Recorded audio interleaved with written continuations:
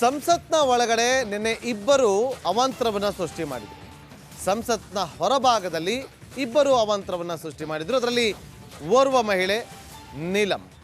ಈ ನೀಲಂ ಯಾರು, ಈಕೆ ಹಿನ್ನೆಲೆ ಏನು, ಈಕೆ ಈ ಹಿಂದೆ ಯಾವೆಲ್ಲ ಪ್ರತಿಭಟನೆಯಲ್ಲಿ ಭಾಗಿಯಾಗಿದ್ಲು, ಅದೆಲ್ಲದಕ್ಕೆ ಸಂಬಂಧಪಟ್ಟಂತೆ ಕಂಪ್ಲೀಟ್ ರಿಪೋರ್ಟ್ ಇಲ್ಲಿದೆ.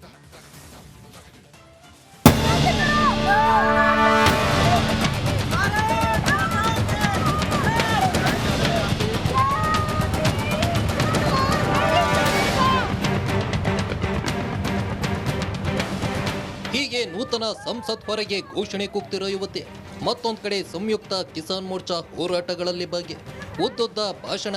ಈಕೆ ಹೆಸರು ನೀಲಂ, ಹರಿಯಾಣ ಮೂಲದವರು. ನೂತನ ಸಂಸತ್ ಭವನದ ಹೊರಗೆ ಸ್ಮೋಕಿಂಗ್ ಬಾಂಬ್ ಸಿಡಿಸಿ ಕೇಂದ್ರ ಸರ್ಕಾರದ ವಿರುದ್ಧ ಘೋಷಣೆ ಕೂಗಿ ಈಗ ನೀಲಂ ಬಂಧನಕ್ಕೆ ಒಳಗಾಗಿದ್ದಾರೆ.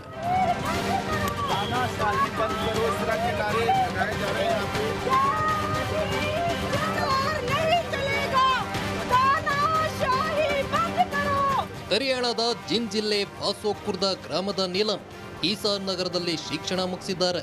ಇದೀಗ ಸಂಸತ್ ಹೊರಗೆ ಹೊಗೆ ಬಾಂಬ್ ಸಿಡಿಸಿ ಬಂಧನಕ್ಕೆ ಒಳಗಾದ ಮೇಲೆ ದೇಶಾದ್ಯಂತ ಸುದ್ದಿಯಾಗಿದ್ದಾರೆ. 2 ದಿನಗಳ ಹಿಂದೆ ಗ್ರಾಮಕ್ಕೆ ಬಂದಿದ್ದ ನೀಲಂ ಹಿಸಾರ್ಗೆ ಮರಳುತ್ತಿದ್ದೇನೆಂದು ತಿಳಿಸಿ ಹೋಗಿದ್ದಳು ಎನ್ನಲಾಗಿದೆ. ಇನ್ನು ಆರೋಪಿ ನೀಲಂ ಪರ ಕಿಸಾನ್ ಮೋರ್ಚಾ ಬೆನ್ನಿಗೆ ನಿಂತಿದ್ದು ಕೂಡಲೇ ರಿಲೀಸ್ ಮಾಡುವಂತೆ ಒತ್ತಾಯಿಸಿದೆ. ಈ ಹಿಂದೆ ರೈತ ಪರ ಹೋರಾಟಗಳಲ್ಲಿ ನೀಲಂ ಭಾಗಿಯಾಗಿದ್ರು.